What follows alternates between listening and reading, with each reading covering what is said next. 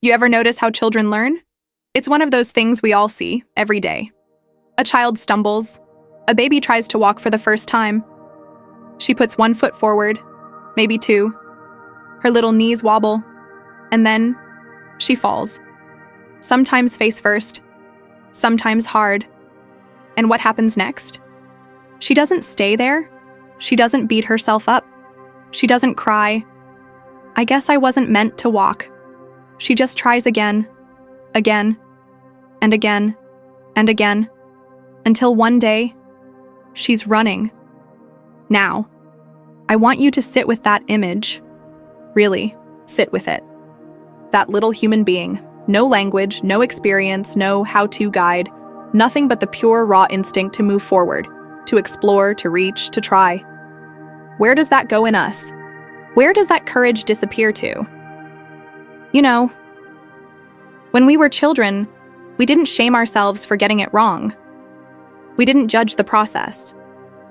We didn't compare our baby steps to someone else's sprint. We just moved, fell, cried, got up, moved again.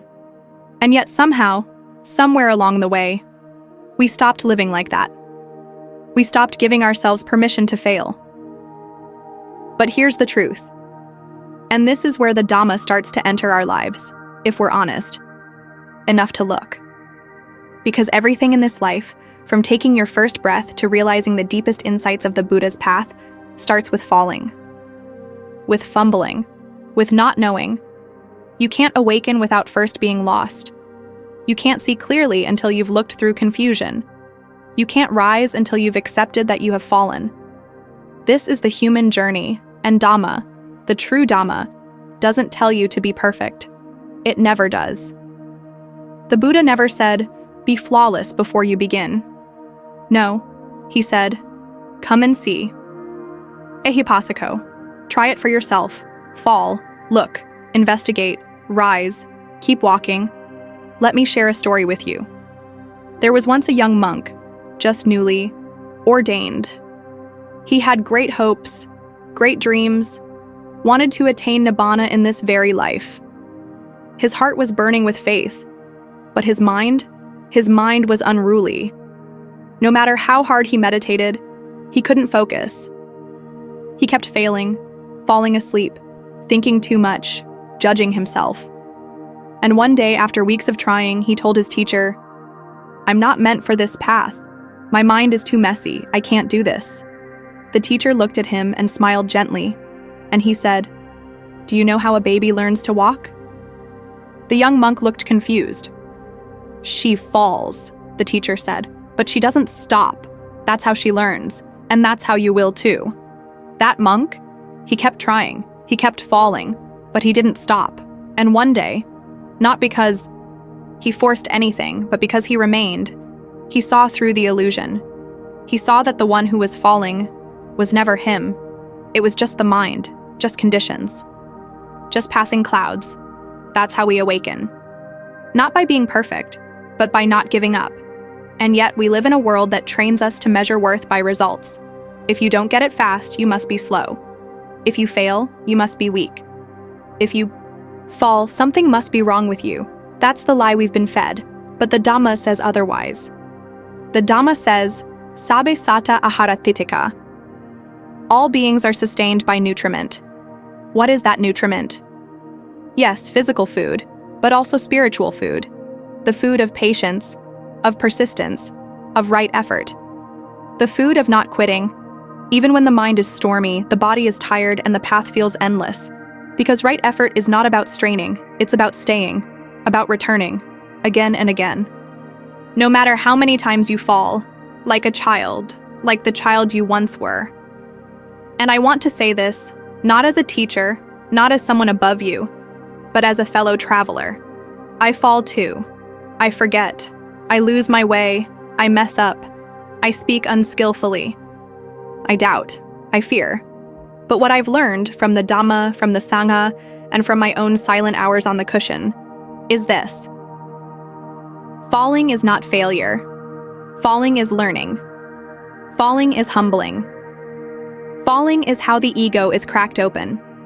So something true can rise, and that's what I want you to remember. Because maybe today you're struggling. Maybe you've been trying to meditate for weeks, months, and it just feels like noise. Maybe you've been trying to live more mindfully, and yet you keep snapping, keep forgetting, keep reacting. And maybe, just maybe, you've started to wonder if you're even meant for this path. But let me remind you, you were born for this path because you are human, because you fall, because you know what it means to feel pain and get up anyway.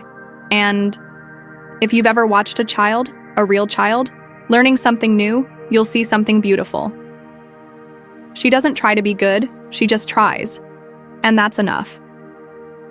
In this practice, sincerity matters more than speed.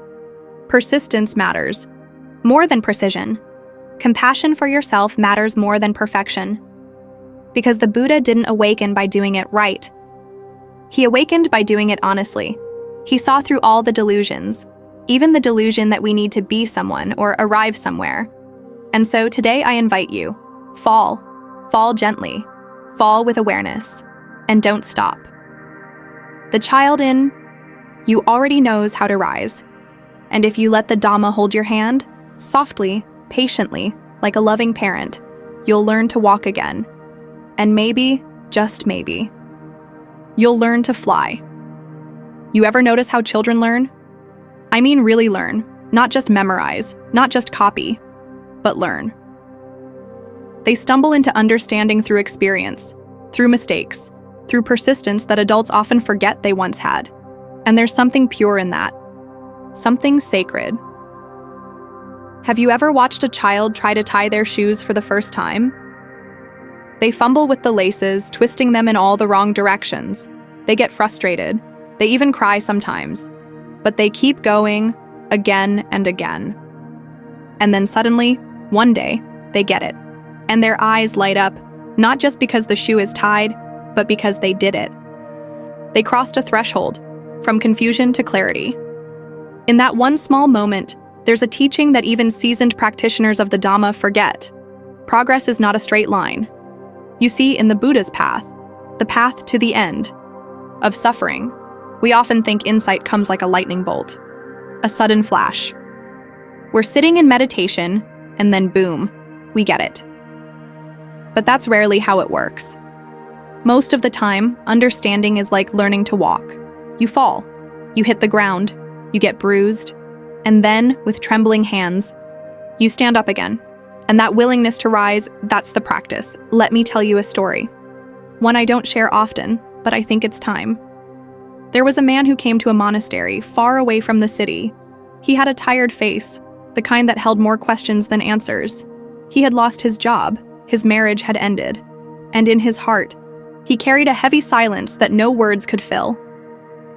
He came to the monastery not looking for Buddhism, not looking for teachings, just looking for a place to rest. But as he stayed, he began to watch. He watched the monks rise before the sun, moving, slowly, mindfully, in silence. He watched them sweep the grounds with care, as if even the act of cleaning was sacred. He watched them eat with gratitude, sit in stillness, speak gently, and something inside him shifted. He didn't understand what he was watching. But like a child watching someone walk for the first time, he knew, this is what I want to learn. So he stayed. The first time he tried to meditate, he could barely sit still for 5 minutes. His legs hurt, his back ached, his mind raced with regret and fear and noise. He thought, I'll never get this. Maybe I'm not made for this. But then he remembered something his daughter had said once, long ago when she was learning to ride a bicycle. She had fallen and scraped her knee. She cried. And he, her father, rushed over, ready to carry her home. But she shook her head. She said, "No, Daddy, I have to fall a few times first." And that memory made him smile, so he sat again, and again, and again. And the thing is, he didn't suddenly become enlightened. He didn't have a grand awakening. But one morning, as he was walking barefoot to the sala, he noticed the dew on the grass. And for the first time in years, he noticed it without naming it. without analyzing it, just noticing. It was just dew. Clear, cold, present. And that moment, that tiny moment, was enough to remind him. He was learning. He was unlearning the noise, unlearning the rush, and relearning how to be present, like a child discovering the world all over again. You see, in Theravāda Buddhism, we often speak about bhavana, cultivation. It's not about becoming someone else. It's not about achieving some perfect version of you. It's about slowly, gently, persistently training the heart to see clearly. And that training, it looks a lot like a child learning to speak. At first, we mimic others. We repeat words we don't fully understand. Then we get them wrong. We mispronounce. We confuse meanings. And slowly, by trial and error, our mind begins to shape understanding. Meditation is like that. We sit down thinking we'll find peace. And all we find is chaos. Our knees hurt. Our thoughts attack us. Our emotions rise up like old ghosts. But this is not a failure. This is training. Because what if the goal of meditation was not to be still, but to learn how to be with what arises? Like a child learning how to stay standing even when they're wobbly. In the Buddha's time, there were people who came to him expecting instant results. They asked, "How long until I reach Nibbana? How many lives? How many meditations?" And he would smile because the question was never, "How fast can I get there?" but "How deeply can I understand this moment?" There's a sutta, a discourse, where the Buddha describes a simile. He says, "Imagine a carpenter who rubs a piece of wood over and over. Eventually, the friction generates fire. But it takes time, persistence, and if the carpenter stops halfway, the fire never comes. In the same way, the Dhamma requires effort, not forceful effort, not impatient effort, but gentle, repeated effort, like a child learning to walk." The reason this hits so deeply is because somewhere along the way we began to think mistakes mean we're not good enough, that if we fail, it means we're wrong, or worse, we're unworthy. But children never think like that. They don't fall and say, "I guess walking isn't for me." They don't miss a word and decide, "Maybe I just shouldn't talk." They keep going. So let me ask you, why don't we? Why, as adults, do we take failure as a signal to stop instead of a signal to begin again? There's a deeper teaching here, a truth that the Buddha pointed to over and over, that suffering arises not because we fall, but because we cling. We cling to the idea of being perfect. We cling to the image of being the good meditator. We cling to the fantasy that spiritual practice is a ladder we climb without slipping. But real practice, it's messy. It's vulnerable. It's full of tears and laughter and silence and confusion. And it's also full of those quiet, tender moments when we realize we've come further than we thought. There's a monk I know. He once told me, "The day I realized I could forgive myself for not getting it right, that was the day I started to get it right." That line stayed with me, because self-forgiveness is the gate to persistence. If we can forgive ourselves for falling, we can stand up again. And standing up again is the most powerful thing a human being can do. The Dhamma doesn't promise that we'll never fall. It promises that, with mindfulness and effort, we'll see clearly why we fall. And that insight, yoniso manasikara, wise attention, is what transforms every fall into a teaching. So next time you sit and your mind is a storm, next time you forget yourself and speak in anger, next time you feel like giving up because it's all too much, remember this: the child in you is still learning. The path is still open. The breath is still here, and the Buddha's words still whisper even now. Just as the ocean has one taste, the taste of salt, so too does this Dhamma have one taste, the taste of liberation. But liberation is not a finish line. It's a moment-to-moment returning, again and again and again. Like a child, learning to walk. Let me take you into a memory. Not one you'll find in a photograph, not one that lives in the dusty corners of your childhood album, but one that exists in the marrow of your life, the way you once lived before the world told you who to be. There was a time when you ran barefoot across uneven ground, not yet afraid of falling. You didn't think of balance as something to be mastered. You discovered it, step by trembling step, as you reached for your mother's hand and missed, and fell, and cried, and got back up. You didn't shame yourself for falling. You didn't scold your knees for being too weak. You didn't say, maybe I'm not cut out for walking. You simply tried again. That's the Dhamma, right there. Not in the lofty texts, not in the ancient scripts, but in the falling and rising of a child learning to walk. That's persistence without attachment to results, the kind the Buddha spoke of. Now think, why did you keep trying? Because you hadn't yet learned shame. Because you hadn't yet been taught that failure is a verdict. Because no one had told you that not getting it right the first time meant something was wrong with you. That came later. That was the world, not wisdom.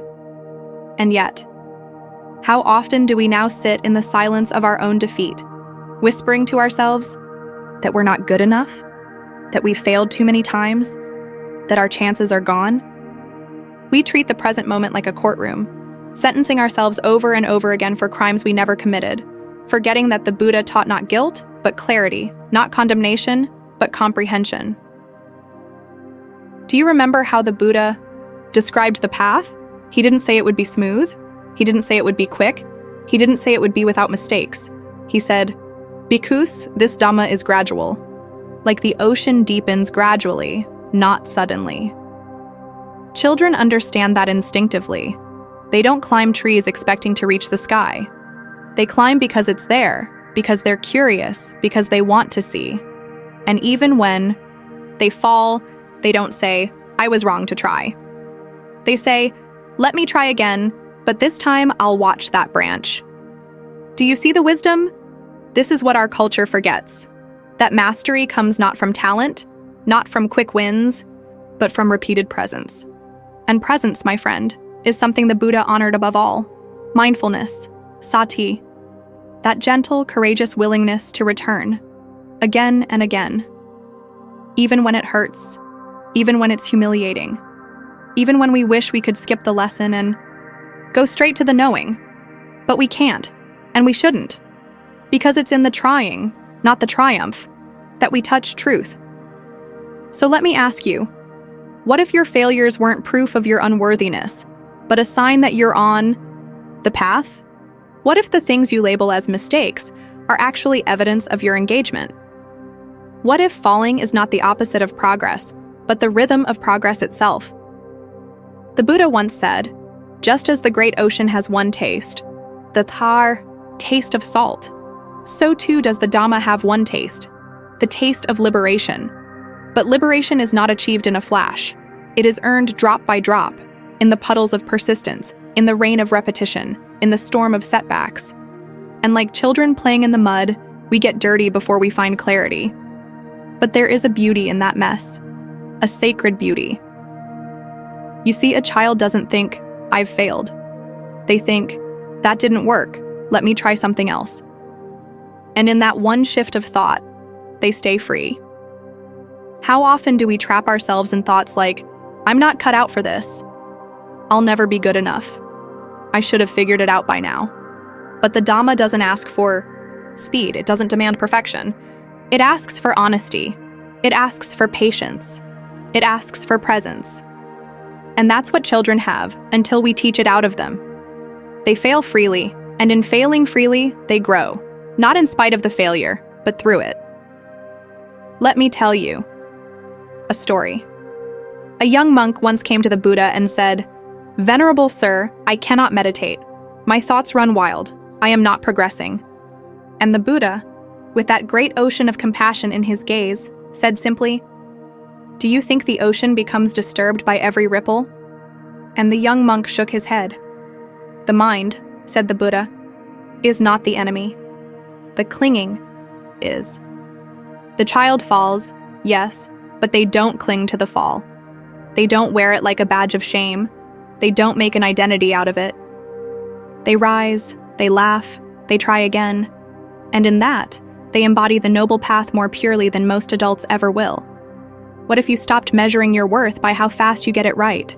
What if you looked at your so-called failures the way a parent watches their toddler, with tenderness, with encouragement, with faith that you will get there?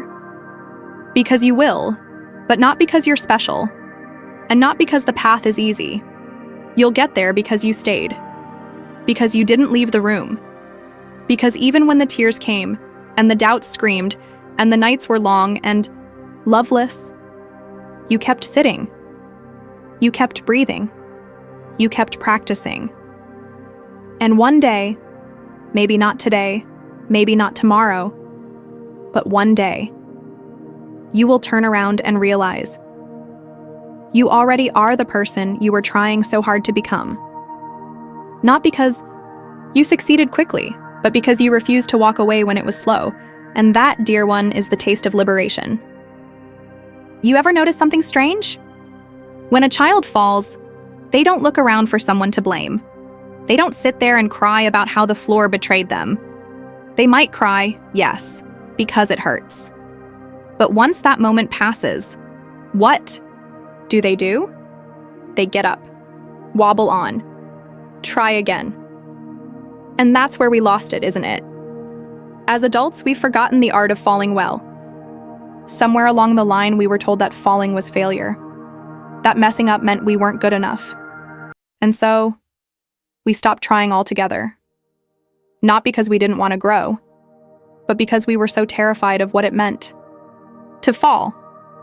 You see, in the Dhamma, the teachings of the Buddha, there's a word, karma. It doesn't just mean action, it means intentional action, which means it's not about whether you fall, it's about how you fall. And even more, why you get back up. Let's talk about that. There was once a monk, young, eager, full of energy, and he came to the Buddha. He said, "Pante, I keep making mistakes. I get angry. I forget my mindfulness. I fail to keep my precepts sometimes. I feel like I'm unworthy to practice." The Buddha didn't scold him, didn't say, "How dare you?" Instead, he smiled with the gentleness of a teacher who has seen thousands just like him. He said, "As long as you are aware of your mistake and you correct it with right effort, you are on the path." And then he added, "Just as the ocean has a gradual slope, so too does the Dhamma. There is no sudden drop into enlightenment, only a steady deepening." That's powerful. Because it means this. You don't need to be perfect. You just need to be willing. Willing to fall, yes. But more importantly, willing to rise again. Now let's zoom out for a moment. Think about your own life. How many times have you messed up and then used that mistake as evidence that you're not good enough? How many times have you fallen back into an old habit and said to yourself, "See, I knew I couldn't change"? How many times have you let failure become your identity instead of just another step on your path? But you weren't born that way. You weren't born giving up. You were born with the wisdom of persistence already inside you. Every baby learns by failing. Every toddler walks by falling. Every one of us has a body that remembers the rhythm of effort. We just forgot. And you know what helped me remember? Meditation. Not because it's easy, it's not. Not because I'm good at it, I'm not. But because sitting with my breath, day after day, taught me how to fall and rise again. You sit. Your mind wanders. You realize you've been thinking for 10 minutes about what to eat for dinner. And then you gently bring it back. No shame, no self-hate. Just awareness. That's it. And that's everything. Because every time I bring my attention back, I'm practicing something deeper than focus.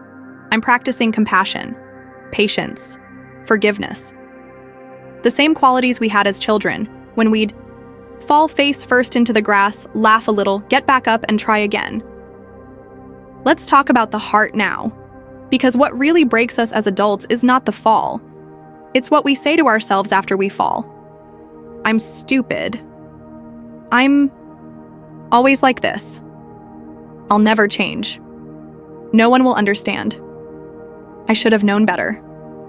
I'm too old. It's too late. And every one of those thoughts, they're lies. Lies you learned somewhere. from someone who forgot their own childlike spirit, from a world that measures worth in productivity, not persistence. But the Buddha never said, "You must succeed quickly." He said, "Strive with diligence." And that diligence, virya in Pali, is not a sprint. It's not a frantic hustle. It's steady, strong, joyful, like a child playing. You want to know what Dhamma really is? It's not a rigid code. It's not a book of rules. It's a path, a gradual path. And on that path, falling is part of the journey. Just as walking barefoot, you'll stub your toe. Just as learning to swim, you'll swallow water. Falling doesn't mean you're off the path. It means you're on it. And the miracle is this: every time you get up with awareness, you're closer than before. Not because the fall was good, but because you used it well. That's the difference. That's what separates the one who learns from the one who loops. Let's go back to the child one more time. When they fall, they look up. They often smile, sometimes cry, but they always try again. Because they're still learning what's possible, and that's what I want for you. I want you to wake up tomorrow with a heart that's willing to try again. Even if you failed yesterday, even if you yelled, even if you forgot your practice, even if you sank into despair, I want you to look in the mirror and remember, you are still learning. You are still walking. You are still worthy, because failure is not a verdict. It's a process. It's the wind that shapes the mountain. It's the rain that teaches the soil. It's the falling that teaches the rising. So rise again, my friend. Not because you're supposed to, but because deep down, you know that's who you are: a learner, a walker, a breather, a being.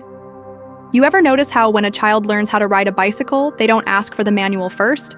They don't sit down at a desk and map out torque, balance, and gravity. They get on, they fall off, they cry, and then they get back on again. Why? Because the desire to ride is greater than the fear of falling. And that's something most of us forget as we grow older. We let the fear of falling speak louder than the desire to live. We become so concerned with perfection that we forget progress. We become so obsessed with safety that we forget the wild joy of living. But let me tell you something the Dhamma teaches very clearly. The path to freedom isn't smooth. It's full of stumbles. It's full of getting it wrong. It's full of seeing your own mind trip over the same stone 100 times and still, with patience, stepping back up. Children don't need to be told that effort matters more than outcome. They live it. It's only when we start to compare ourselves, to seek validation, to fear judgment, that we trade in our playfulness for pride. And pride is a heavy burden. Because when you're proud, failure feels like a threat. But when you're humble, when you remember you're still learning, failure just feels like a lesson. Let me tell you about a woman I knew at the monastery. She came to the meditation hall every day, early in the morning, with swollen knees and trembling hands, 84 years old, never meditated a day in her life until the age of 79. When I asked her why she started so late, she smiled. "You think this is late?" She laughed. "As long as I'm breathing, it's never too late to learn." She couldn't sit cross-legged. She couldn't remember all the chants. But she never missed a sitting, never once. And the younger meditators, we were in awe, not of how well she meditated, but of how sincerely she tried. That's what children teach us. They don't care if they look foolish. They don't care if they get it wrong. They expect to get it wrong. It's part of the game. And I wonder, when did we stop thinking of life as a game? When did it become a performance? In the Buddha's teachings, there's this beautiful word, appamada, often translated as heedfulness or vigilance.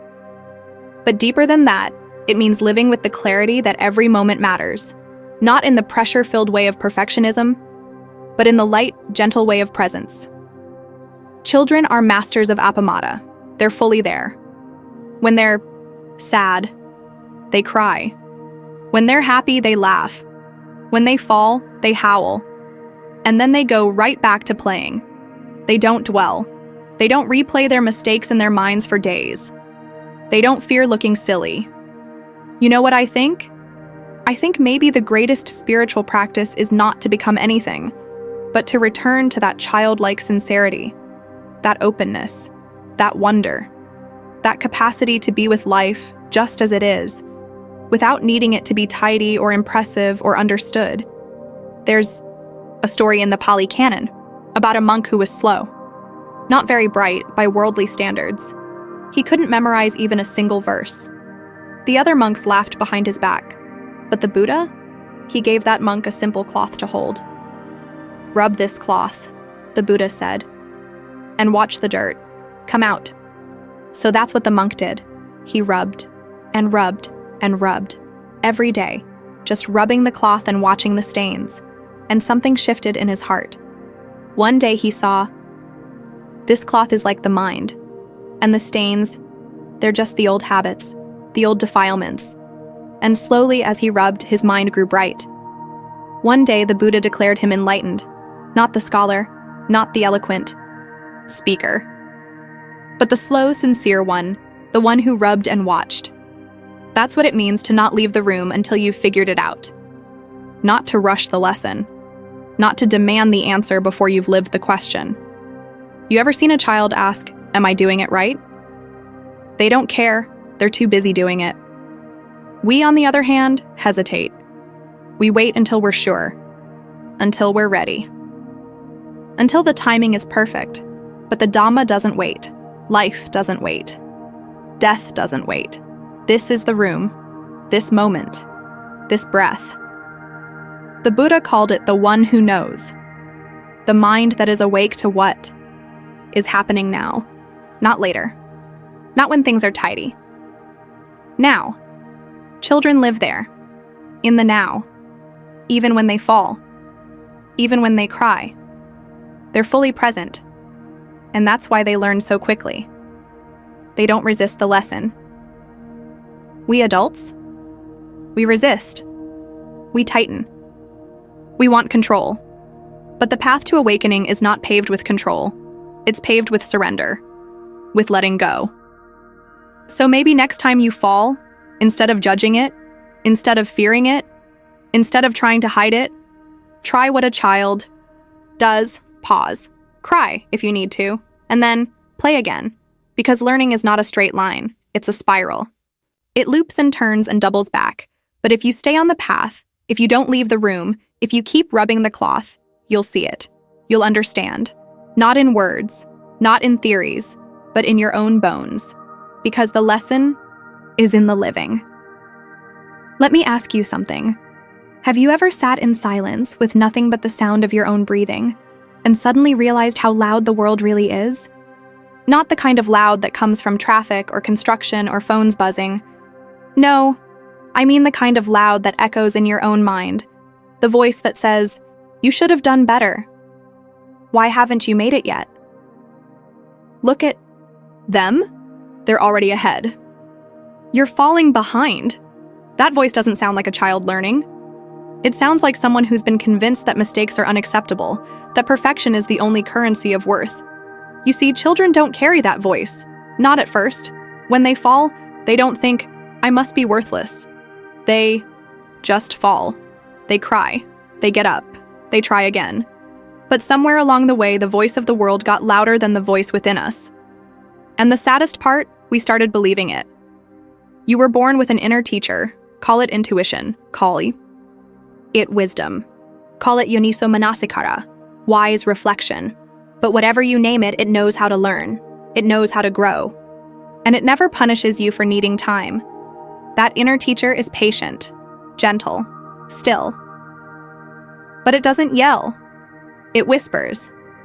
And because the world is so loud, we often forget to listen. We forget that failure isn't a verdict. It's a mirror. It's feedback. It's an opportunity for clarity. When we were young, I mean really young, before the world filled our heads with shoulds and musts and not enoughs, we didn't fear the process. We embraced it. Do you remember that? I'll tell you a story. A woman once came to the Buddha weeping. Her name was Kisa Gotami.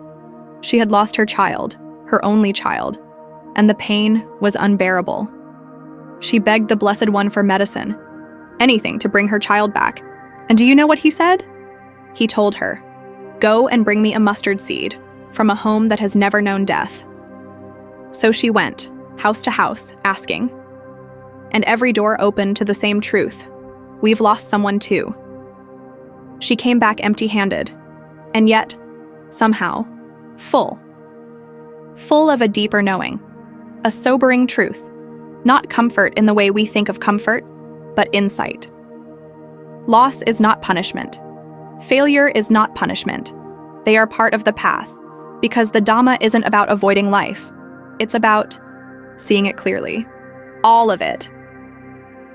In the same way children learn through falling and failing and fumbling, we grow in the Dhamma not by perfecting, but by purifying. You know what that means? It doesn't mean you become flawless. It means you begin to see the nature of things. You begin to understand anicca, impermanence. You begin to understand dukkha, unsatisfactoriness. You begin to understand anatta, non-self. And when you do, something inside you softens. You stop demanding that life go your way. You stop treating every mistake like a moral failure. You stop measuring your worth by your speed of success. You start listening again to the still, quiet teacher within. Let me pause here and just speak to your heart. Have you been hard on yourself lately?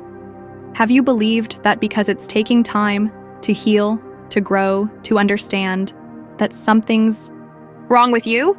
That's not your voice. That's the voice of a world that forgot how children learn. You don't need to believe it. What you need is stillness. Not the absence of movement, but the presence of awareness. A kind attention to your experience, as it is, not as you think it should be. The Buddha didn't teach perfection. He taught liberation, and liberation doesn't come from getting everything right. It comes from seeing everything rightly. There's a line in the Dhammapada, verse 276. You yourselves must strive. The Tathagatas only point the way. It doesn't say, you must succeed quickly. It doesn't say, you must get it perfect the first time. No, it says strive, make the effort, fall and rise, learn, grow. The Buddha points the way, but you walk the path. And on this path, missteps aren't detours. They are the path.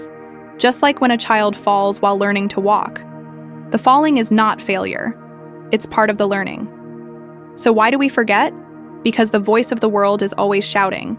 But the Dhamma whispers. Let me tell you what I believe. And you can take this, reflect on it, test it in your own life. I believe that the people who go the deepest in this life aren't the ones who avoid falling. They're the ones who fall and stay awake in the fall. They observe it. They reflect on it. They see the craving, the clinging, the resistance, and then they get up, not by force, but by understanding. That's how children do it. That's how sages do it. It's not about pushing harder. It's about seeing clearer. So, let me ask you again. You ever notice how children learn? They don't judge the stumble. They don't shame the misstep. They don't catastrophize the fall. They just try again. They just get curious. They just stay in the room, and that, my friend, is where transformation begins. Stay in the room. Even when it's hard. Especially when it's hard. Don't run from your failure. Learn from it.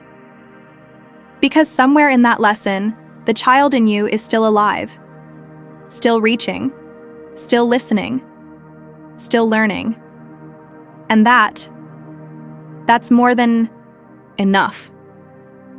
You know, something tender happens when we stop rushing, when we stop measuring ourselves by how quickly we're getting ahead, and instead just sit with the simplicity of this breath, this step, this life, exactly as it is. There's this quiet kind of learning that happens, not when we're grasping for knowledge or hunting for success, but when we're just here, aware, awake, patient. And if we observe closely, really, look with the eyes of Dhamma, we'll see that this is how children learn too. Not through pressure, not through punishment, but through play, through presence, through repetition, through joy, and most of all, through gentleness. I remember sitting once in a forest monastery. The air was still. The only sound was the rustling of dry leaves, and somewhere in the background, a small child was laughing.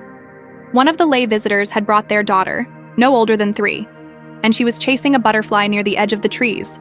She didn't catch it, not once, but she ran anyway. She'd fall, scrape her knee, cry, then, without anyone coaxing her, get up and chase again.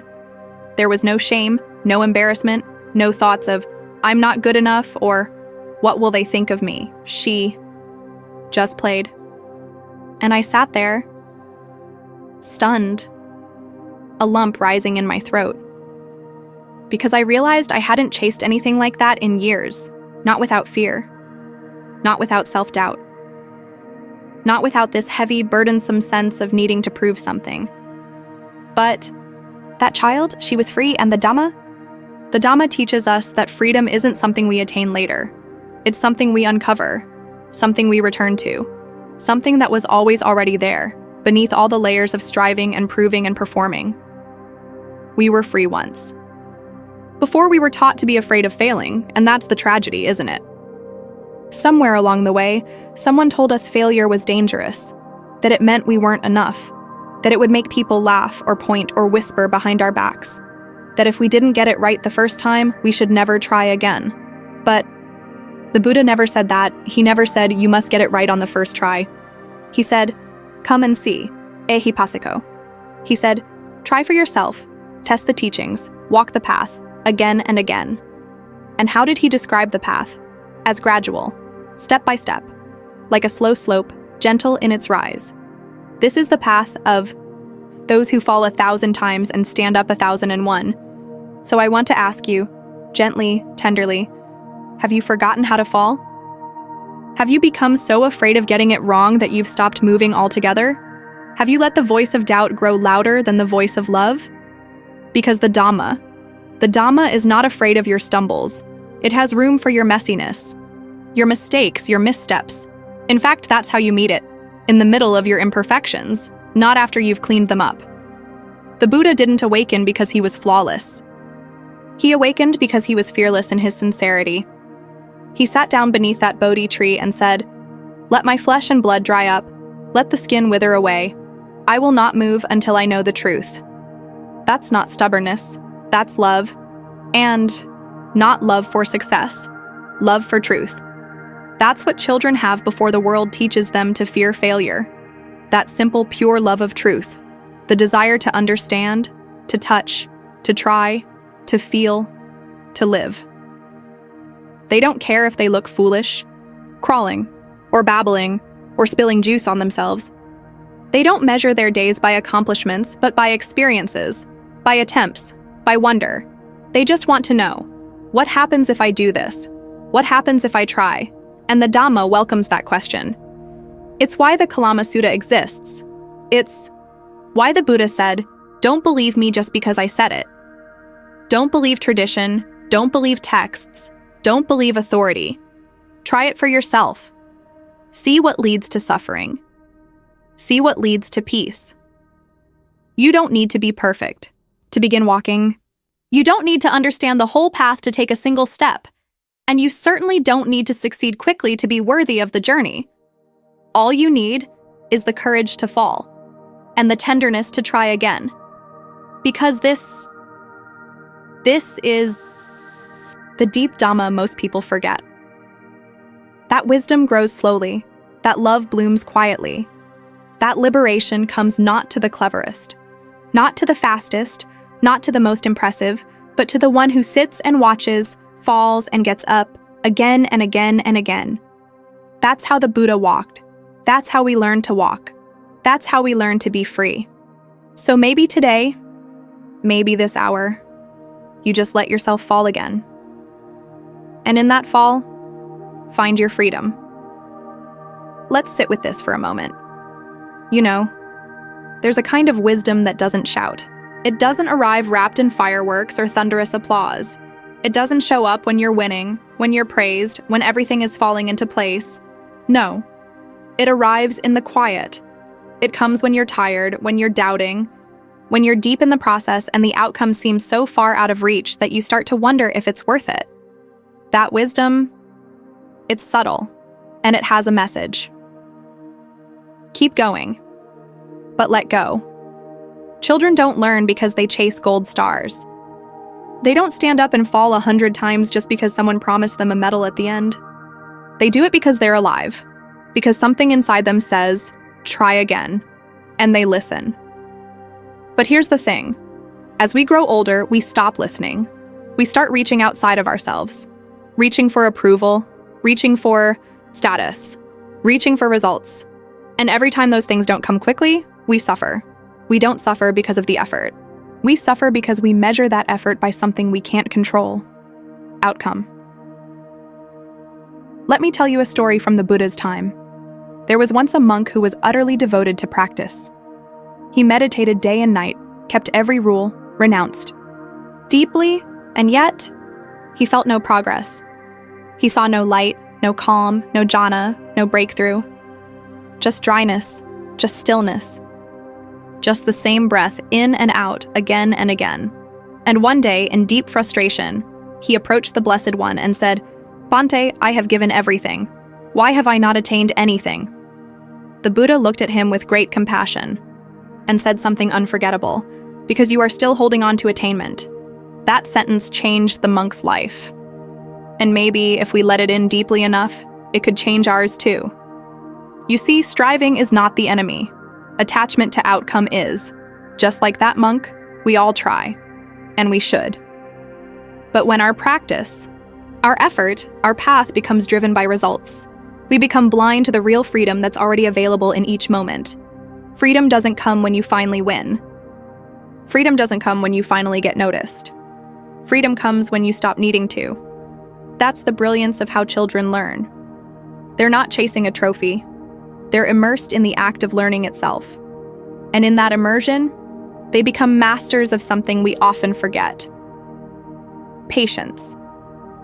Not the kind of patience that grits its teeth and tolerates misery while waiting for something to change. No. I'm talking about the kind of patience that is free, joyful, quiet, open. The kind that says, I don't need it to be different right now. That kind of patience, that's a rare jewel. And it's right at the heart of Buddhist practice. The Buddha often spoke about khanti, patience, as one of the highest virtues. Not just because it helps you endure suffering, but because it removes the illusion that things should be any other way than they are. And isn't that what causes so much of our pain? We think, this shouldn't be happening. I should be further by now. I should have figured it out. But who decided that? Where did those expectations come? From? Not from the Dhamma. Not from truth. They came from craving. From comparison. From ego. So what happens when you drop that? What happens when you stop needing to be extraordinary and start being present? What happens when you stop rushing to arrive and begin savoring the step you're on? That's when the Dhamma begins to reveal itself. That's when practice becomes effortless. Not because it's easy, but because you're no longer in conflict with it. Like a child falling and rising again, you begin to move without shame. You begin to play with effort. You begin to love the process. That's how awakening happens. Not all at once, not in a flash, but in the slow burn of a heart that refuses to close. In the quiet repetition of choosing the path again and again. And again, not because you have to, but because you get to. There is a kind of beauty that lives only in failure, only in trying, only in not knowing, and yet not quitting. The Buddha saw this. That's why he taught the middle way, A. Path not of results, but of wise effort, steady, compassionate, free from extremes. And when we understand that, truly understand it, then even our struggle becomes sacred. Even the falling down becomes a form of bowing. Even the darkness becomes a doorway. And so we return not to chasing, but to being, to breathing, to watching, to walking this path, not as those who must get somewhere, but as those who have finally remembered what the children always knew, that learning is sacred, that trying is holy, and that failure is not a punishment, it's a teacher. So if you're tired, be tired. If you're confused, be confused. But don't walk away. You don't have to understand everything yet. You just have to stay. Stay one more breath. One more step. One more fall, and one more rising. That's the practice. And that's the way. Let me ask you something that might seem simple on the surface, but I invite you to sit with it. Have you ever watched a child try to put on their own shoes? It's a dance of determination and frustration. The left shoe goes on the right foot. The heel gets crumpled. The laces turn into knots. And if you're in a rush, if you're not paying attention, you might jump in and say, "Let me just do it." For you. But wait. Pause. Because if you really watch that child, not with the eyes of impatience, but with the eyes of Dhamma, what you're witnessing is one of life's greatest truths being played out right in front of you. That child is not failing. That child is practicing. There is something so sacred, so powerful about those small, repeated efforts, the ones that seem clumsy, inefficient, or even pointless to us grown-ups, but which in truth are the very heart of growth, the very soil in which understanding takes root. And what's more beautiful, they don't give up. Even if they get it wrong 10 times in a row, they still try again on the 11th. They might cry, they might get angry, but they try again. And they do it not because someone told them they had to, not because they were promised a reward, not because they were afraid of punishment. They do it because something within them knows, something within them remembers. And I believe that same something still lives within you and me. But over time, it gets buried. Buried under the weight of self-judgment. Buried under the expectations of society. Buried beneath 1,000 comparisons that whisper, "You should be further along by now." Or, "You should have figured this out already." And so we lose touch with that sacred rhythm of learning. The rhythm that is not rushed, not forced, but repeated gently, with presence, over and over and over again. In the Buddha's teachings, there is no fast track. There is no instant enlightenment. The path is gradual, step by step, breath by breath. The Noble Eightfold. Path is not a checklist to be completed. It is a way of walking, a way of seeing, a way of being that deepens with time, with practice, with patient attention. And just like that child with the tangled laces, we too will get it wrong. We will misunderstand. We will fall into craving again and again. We will mistake impermanent things for permanent. We will try to hold onto that which cannot be held, but that is not failure. That is training. You see, one of the most liberating things I've learned from the Dhamma is this. Your worth is not measured by how quickly you awaken. Your worth is not determined by how cleanly you walk the path. Your worth is inherent, unshakable, undiminished. The Buddha never demanded perfection. He invited sincerity. He invited effort. Right effort, in fact, is one of the core elements of the path. Not the effort that burns you out, not the effort that pushes you beyond your edge, but the steady, gentle, wholesome effort that keeps the heart turned toward what is skillful, like tending a garden. You don't scream at the soil because the flower hasn't bloomed. You water it, you protect it, you remove the weeds, and you trust, even when nothing seems to be happening, that growth is occurring beneath the surface. Let me tell you a story. There was once a monk, young and full of fire. He had left behind his worldly life with the determination to become enlightened in this very life. He meditated with intensity. He pushed himself harder than anyone else. But with each passing year, frustration grew. He hadn't yet attained what he longed for. He began to doubt himself, to question his practice. One day, he went to his teacher and asked, "Venerable sir, I don't understand. I have practiced with full effort for so long. I've followed the Vinaya. I've meditated diligently. But still, I remain where I started. Why?" And the teacher looked at him and said calmly, "Tell me, when you plant a seed, do you dig it up every day to see if it is growing?" The monk was silent. The teacher continued, "The Dhamma is subtle. The heart is deep. Transformation happens slowly, almost invisibly. The fruits will come, but not because you demand them. They come because you trust the process and stay with it." That teaching stayed with the monk, and slowly, his striving softened. His heart opened. He began to walk, not with the desperation to arrive, but with the joy of each step. And in that softness, that patience, wisdom bloomed. This is the paradox of the path. The more you grasp at results, the more they slip through your fingers. The more you relax into presence, the more the fruits come naturally. But to relax, we must first trust. And trust is not easy.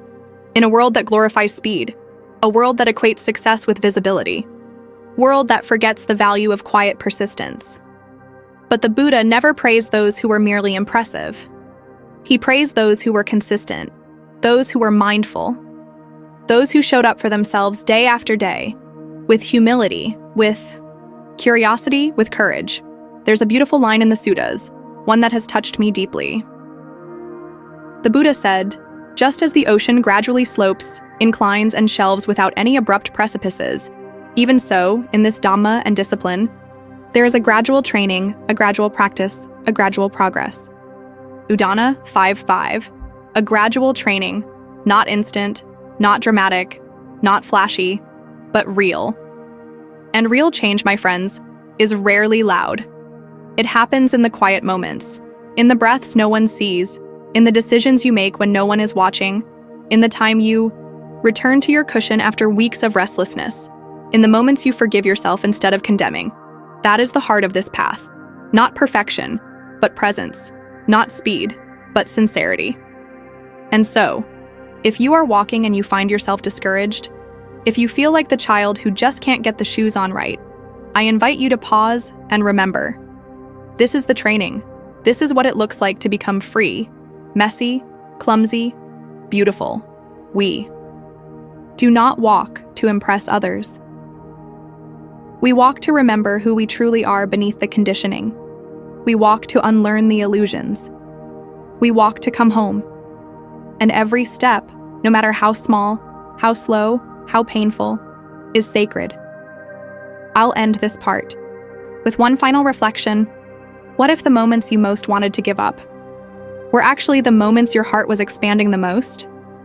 What if, instead of turning away from difficulty, we learned to bow to it, to see it not as punishment, but as the very edge where growth begins? The Buddha never promised a life free from struggle, but he did offer us a path through it, a path lit by mindfulness, a path held by compassion, a path walked step by gentle step, just like a child learning to stand. So walk, even if your legs shake, even if your shoes don't fit yet, even if the path is longer than you thought. Walk with love. Walk with patience. Walk with the knowledge that every step matters. Even, and especially, the ones that don't look like progress. Because on this path, the one who wins is the one who stays. Let's sit together a little longer today. Let's not rush this one. Because everything we've talked about, everything we've reflected on in these past many hours, it leads here, to this simple, often ignored truth. The people who succeed the most are not the fastest. They're not the ones who got it right the first time. They're not the ones who had it all figured out, who breezed through life without stumbles. They're the ones who stayed in the room. They're the ones who didn't run when it got uncomfortable. They're the ones who sat with their failure, looked it in the eye, breathed through the shame, the fear, the self-doubt, and said, "I'm not leaving until I understand this, and I want to invite you, deeply, sincerely, to try living like that, like the Dhamma teaches us. To not run from dukkha, but to know it. To not hide from suffering, but to investigate it, the way a wise child investigates a wound. Curious, attentive, not afraid to feel it, not ashamed to ask questions, not embarrassed to cry, because that's the only way we grow. That's how children learn. That's how saints learn. That's how Buddhas awaken. You see, in the Paticca Samuppada, the law of dependent origination, The Buddha shows us that suffering doesn't just appear out of nowhere. It arises because of certain conditions.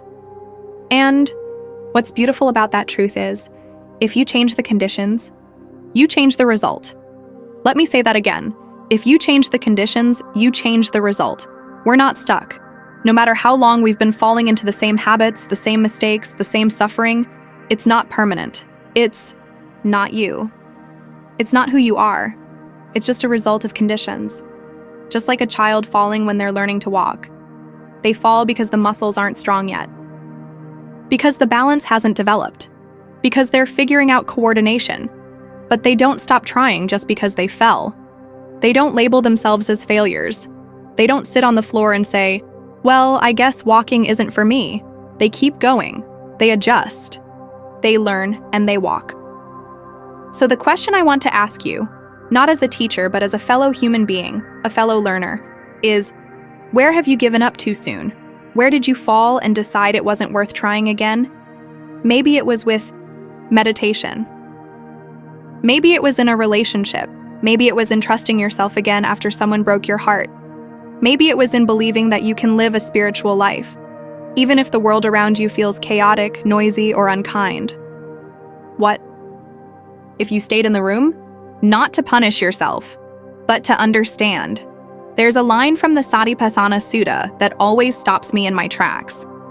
The Buddha says, in this way he dwells observing the body in the body, feeling in feelings, mind in mind, Dhammas. In Dhammas, ardent, clearly comprehending and mindful, having put away covetousness and grief for the world. This is not a casual glance. It's not a surface-level observation. It's a staying with, a dwelling in, a full-hearted, clear-seeing, steady practice. And if we can just sit with our own lives like that, patiently, kindly, without flinching, we begin to see the patterns. We begin to see the causes of suffering.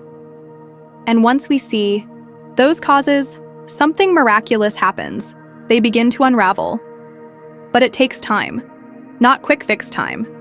Not Instagram quote time. Real time. Stillness time. Silence time.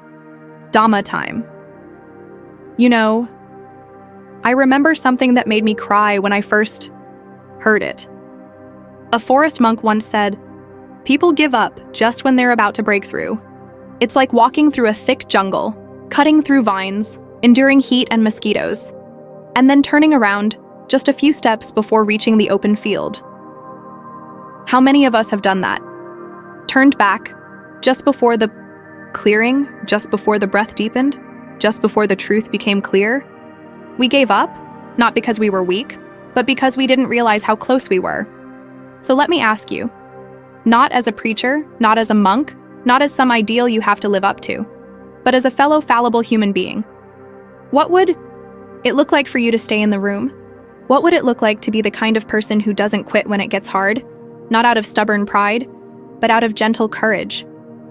Because the truth is, you already are that kind of person. You already proved it. You proved it when you learned to walk. You proved it when you kept trying to talk, even when the words came out messy. You proved it every time you fell and got up again. That capacity is in you. Not just once, but always. The Dhamma doesn't give us something new. It just reminds us of what we've always known. Maybe your life right now feels like a series of false starts. Maybe you're wondering if it's even worth trying anymore. Let me tell you, something very simple and very true. If you're breathing, it's not too late. If you're hearing these words, the path is still open. And the Buddha didn't promise instant enlightenment. He never promised that you wouldn't fall, but he did promise this, that if you stay with the truth, if you stay with mindfulness, if you keep coming back to the present moment, awakening is possible, freedom is possible, peace is possible. Not because you forced it, not because you faked your way through, but because you stayed in the room. So maybe tonight, instead of avoiding that difficult emotion, you sit with it. Maybe today, instead of rushing to feel better, you allow yourself to feel what's real. Maybe this week, instead of numbing out or blaming others, you quietly, gently ask yourself, What is this teaching me? And maybe, just maybe, you begin to trust that the process of falling, messing up, trying again, it's not a sign of weakness. It's the very path itself.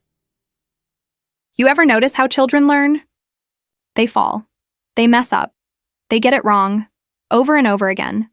But they don't stop. They don't quit. They keep reaching. They keep playing. They keep trying. That's how you and I learned how to walk, how to speak, how to live. Let's not forget that. Let's not measure our worth by how fast we succeed.